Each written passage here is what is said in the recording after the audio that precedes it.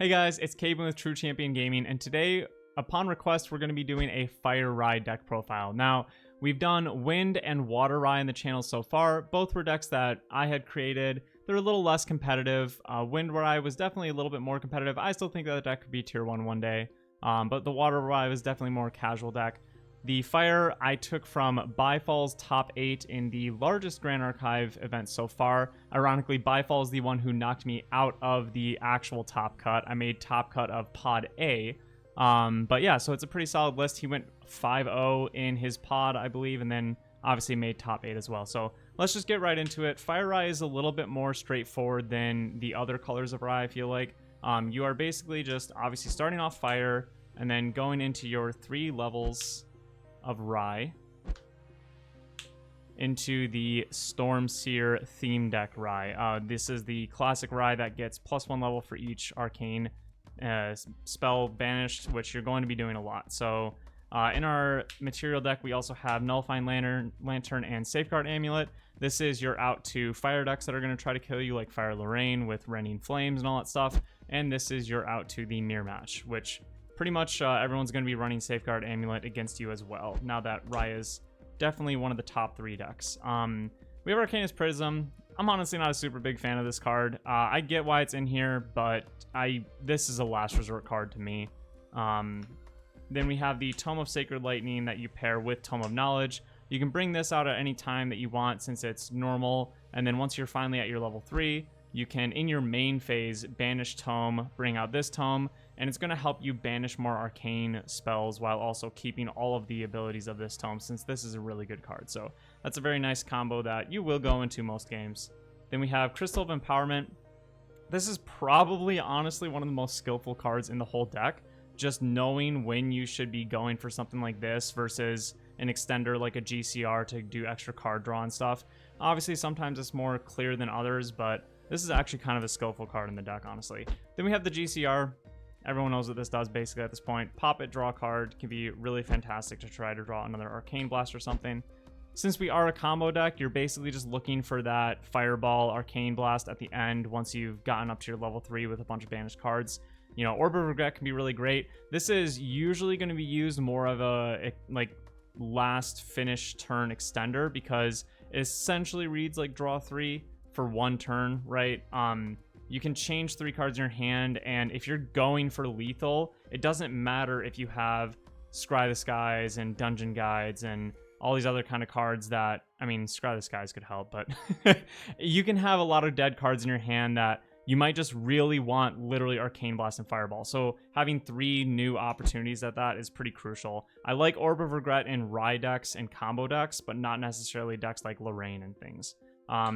Then we're going into 4 Dungeon Guide. These got very pricey recently, but they are pretty crucial. You really do want to hit that level 3 pretty fast, and it can be really helpful for controlling your arcane banishment for this deck, because it's very essential that every time you're banishing cards for, you know, a memory cost or leveling up or whatever, you really want to hit those arcane cards. So this is a really great way to do that. We have 4 Idle Thoughts. It is a mage spell, so it can trigger your, it's a mage skill, mage action, whatever, helps trigger your level 2. So this can help you draw cards, but mainly you're going to use it in the beginning. Even though it's not arcane, just using it to even put down an arcane card and then banishing that instead of using your floating memory right away, or just to have that floating memory if you didn't start off with an arcane card, but letting you rearrange the top 4 as well is just really crucial in a deck like this. Then we have 4 Careful Studies. This becomes Pot of Greed at some point in the game. You're going to get to a pretty high level very consistently with this deck, so these are a really great option to run at 4. Not much else to really say about that.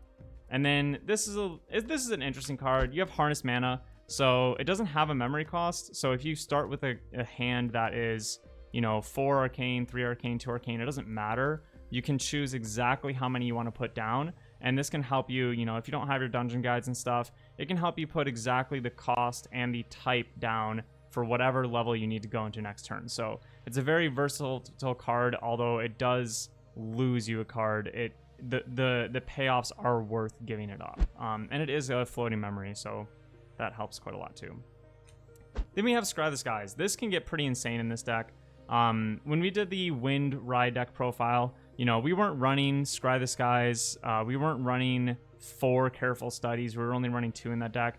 And that deck was a lot more important to just banish some arcane cards, but it didn't even need to be spells. We were relying on like the tome and like some of the material deck cards and stuff. And in this deck, you are really trying to just get up as high levels as possible. So that's why you'll see more level synergy cards. So this, I mean, you can scry like 9 cards with this card. So that's very helpful. Or I guess it's Glimpse in this game. But then we have the win con of the deck, Arcane Blast. You're going to be able to cast this for free most games and then just deal 11 damage.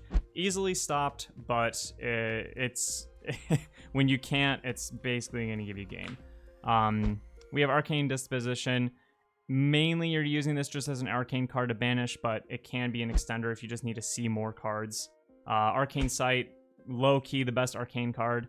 Gives you a level, draws you a card, 0 cost. Fantastic. Even stacks, since all the arcane spells are mage spells, you can even do this to get like your enlightenment counter before you really want to commit to what you're doing for the turn or something. Power Overwhelming. This is another way that we can just, you know, let's say you just used a lot of floating memory early on the game and you just didn't get to banish a lot of arcane cards to use your level 3 Rye effect to really get your level up. You can instead just pivot and decide to not remove the enlightenment counters that you get throughout the game, and then just cast one of these later on, gain a ton of levels on the turn that you're going to go for that kill. So very, very solid card there. For Spell Shield Arcane, really great against any deck that's going to do a huge amount of damage to you, like a Rending Flames from a Fire Lorraine or a Rye Mirror Match or something. You definitely do want to be a little careful with this, because if you are playing against a deck that your opponent can just hit you for 1 and 2, you know, 10 times in a turn, it's not going to be that helpful against them. We have 3 Reckless Conversions, a little bit of an extender, but honestly, most of the time you're just going to be trying to banish this card. Then we have the actual fire portion of the deck. So we do run Creative Shock, already a fantastic fire card. Pretty much any fire deck ever is going to be running this card, but we actually get the class bonus if you are your level 1. Remember, when you are your spirit, you're not going to be able to get the class bonus, but once you are your level 1, your level 2, or whatever, you're actually going to be able to deal 2 damage to any units. And remember, units do include your opponent's champions, so you can even get some early face damage, or if you're playing against a ally heavy deck, if your opponent's deck is ally heavy, you can just actually start clearing off things from their board while drawing and discarding floating memory. So really fantastic. And honestly, the fact that there is kind of unit removal in this deck is what I think puts it over, one of the aspects that it is better than when Rye currently. Fireball is your other win condition of the deck. You do 1+ level damage to your opponent. It only costs you 2 by the time that you're going to be casting it. So you have basically 8 kill spells in the deck. 1 Sparkle Light. This is what I have seen change quite a lot throughout different Rye decks. Some people will run as high as 3 copies of this. This is fantastic for the mirror match because, or into water or something. It can just be a fast speed that will basically out any prevent spell thing that they do in response to your Fireball or your Arcane Blast or something. For Ignite the Souls, Mage Spell, Floating Memory, cheap, can clear a unit sometimes, or mostly you're just going to ping the face. So solid card there. And then for Increasing Danger, which is crazy. I'm like kind of not a fan of this card, but it does help you go quick, and that's really the point of the deck. So I get why it's in here.